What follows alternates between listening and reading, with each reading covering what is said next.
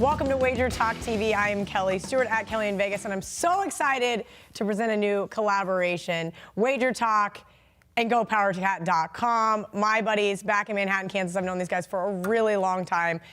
So every once in a while, not every week, but every once in a while when there's a better game on the docket, we're going to talk some K-State football. Sweet. I hope you guys are excited. Okay, I'm the only one that's excited here.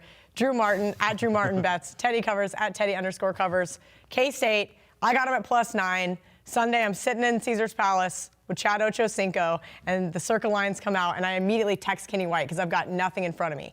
Tell me +9 is not going to be there. He goes, no, if you want +9, bet it now. So I bet +9. Nice. Now it's Mississippi State -7.5. And I got someone Marco. If it gets a little bit lower, I may be considering the Mississippi State side. This is a K-State team that under Chris Kleiman has looked great, but they haven't played anybody. But I can say the same thing for Mississippi State. Who have they played? What have they shown us? No Mr. Elite quarterback Nick Fitzgerald for Mississippi State anymore. Teddy, I'll start with you. Sure, this was a very one-sided game last year. Mississippi State it was went terrible. in there, and they kicked their ass. Yes, they did. I mean, it wasn't close. It was a physical mismatch at the line of scrimmage. However, the 4 defensive linemen for Mississippi State in that game, they're all gone.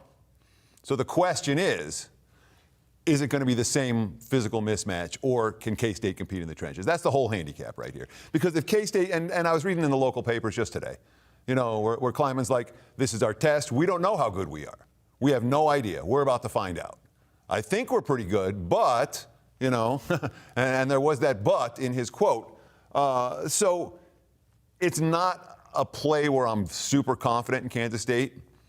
But you have to like them catching points. They have looked really good. But that's one of the things, and particularly week 3, this week in college football is unique in the sense that you have a lot of teams that just had blowout win at home, and now they're going on the road and facing a real team for the first time. And in general, I tend to be a little bit cautious with those teams. No doubt. Yeah. Starkville is not a friendly place to play compared to the comfort of good old Bill Snyder Family Stadium. I understand those. More cowbell. It's going to be rocking. That does concern me.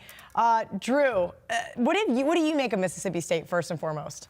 Mississippi State, well, one, I think we got to bring up Tommy Stevens, the quarterback, and, a shoulder injury. A redshirt freshman came in and actually played pretty well. So there's some question marks at the quarterback position, which I think will actually slow them down offensively. And what you guys were both talking about, Kansas State offense, and really a volatile handicap overall. 2 blowout wins, 2-0 straight up and ATS. So you got to tip your cap to that. But now going into Starkville, the cowbells that you guys brought up, I don't know how they get away from that. Get away with that, Teddy. I've been there. It's very loud, a lot going on.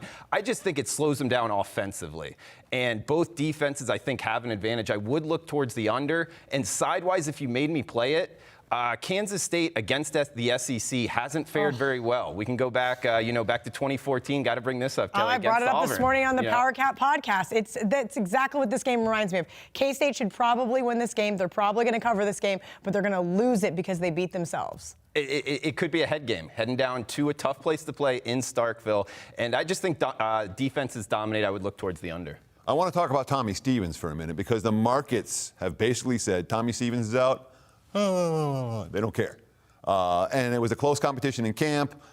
In the preseason guides, both quarterbacks were neck and neck. Some guys had the back of the Richard Frost winning the job. Other guys had Stevens winning the job. So certainly from is this going to screw up Mississippi State because their quarterback can't play, it's not one of those kind of games. The last thing that does concern me, and this is a question for whoever wants to answer it, K-State's running game looked really good against 2 nobodies, for lack of better words.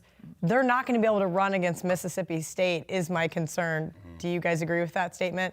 Well, again, all 4 Bulldog defensive linemen graduated from last year. So they're gone, and it's a new DL. That being said, it's not like the cupboard was bare. Dan Mullen did a heck of a job leaving things for Moorhead. It's not a program that I would. There may be a gradual decline, but it's not a, oh my God, this program just fell off the cliff. Okay, and when you talk about defensive line, it's more about the top 8, not necessarily the top 4, and so they don't lose everybody off of that. So the rotation in. Plus, I want to add in the fact Kalen Hill, the Mississippi State running back, already 41 attempts already. So they're already showing the fact that they're going to keep the ball on the ground, keep churning that clock. Even more pointing towards the under, Kelly. Ooh. Though Hill was banged up last week, the reports I read is that he should be good to go. Okay. Twisting your arm, Teddy. K-State or Mississippi State? I'm not playing the game. Drew likes the under. All right, guys. Wager Talk Text Club, 100% free. Just text Wager Talk to 33222 to get a $10 coupon for signing up, plus free picks and other special offers.